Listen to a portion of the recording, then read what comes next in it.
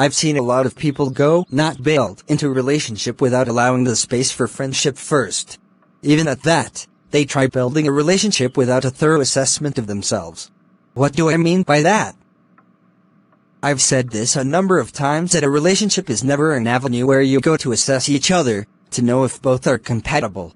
Assessing here doesn't in any way mean testing each other, thus having sex with each other or engaging into immorality. I don't subscribe to that because it's not Kingdom's way.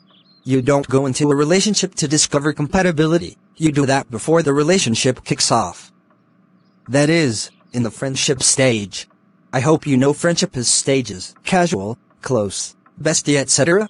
And there are stages to do all that. Among your friends, there will always be someone you're more close and open with, even if you have other close friends around.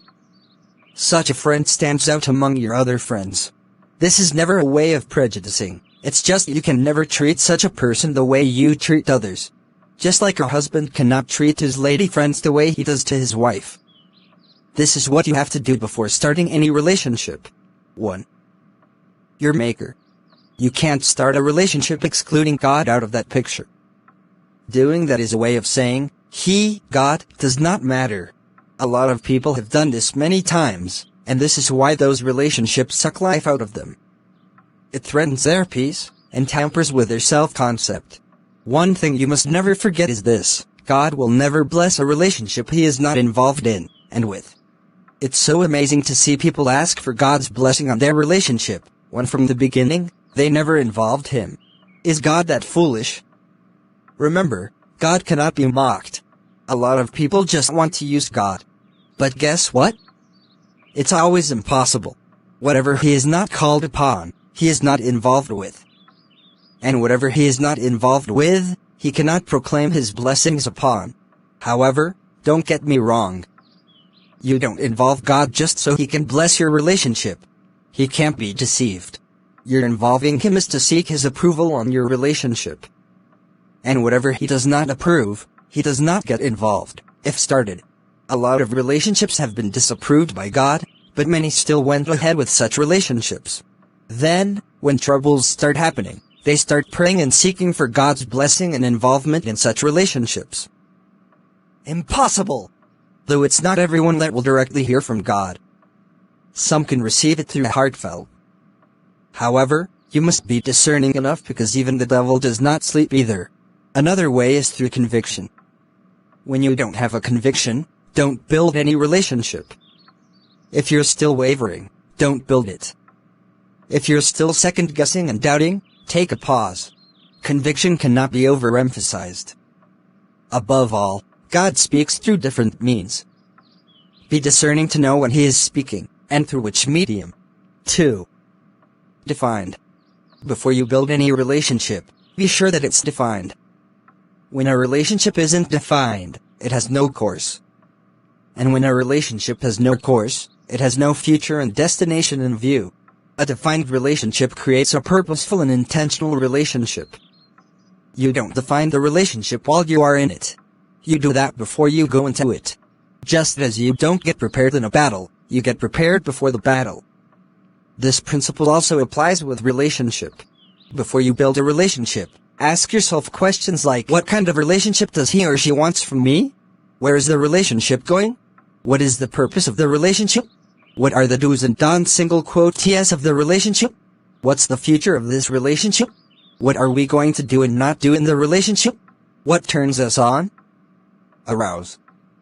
Like hugging, holding hands, romantic or sweet words, etc., so we can refrain from saying or doing them. To avoid temptations. Am I willing to make this person the father or mother of my future children? Remember, a relationship without marriage in view is never a waste. Can I love, respect, and be submissive to him or her? What positive changes will happen to my life as a result of being in a relationship with this person? Or is it going to be for fun and having to pass time? Remember, this is not selfishness. Relationship is business, and it must be complementary. How can his or her life be more better as a result of my being in a relationship with him or her? What can you offer? Remember, this is not sex, romance, kiss, cuddle, fondle, and all those acts that ought to be reserved in marriage. What is his or her mindset about relationship and marriage? You know, everyone has their own definition and sees relationship differently. You must discover theirs in order to know if you both align. Some believe relationship is for testing each other out, and others believe otherwise. You must know his or hers. Can being in a relationship with this person help me more to keep myself till marriage? There are people you will be in a relationship with, and you will find it hard to be chaste. You must avoid these sets of people by all means. What are the course and plans for this relationship we are about to build? Does it has a definite target? Or it's just let's just keep going? Does he or she believes what I believe? What are your beliefs about relationship? Does he or she has the same beliefs as you? Perhaps you believe sex and immorality must never be involved in a relationship. Does he or she believes in the same thing? If not, it's not worth it. Lastly, compatibility. I strongly believe that when God approves your relationship, there will already be compatibility in every major areas necessary. However, that's not to neglect the place of checking for compatibility. Do you know why? That's because incompatibility can be God's way of disapproval. A lot of times, people have gone into a relationship knowing fully well that there aren't any forms of compatibility between them. God speaks in many unusual ways. Incompatibility might be God's way of disapproving a relationship. This is why it's very advisable that all these are done before building a relationship. In this case, it will be much easier for parties to move on when they discover they aren't compatible.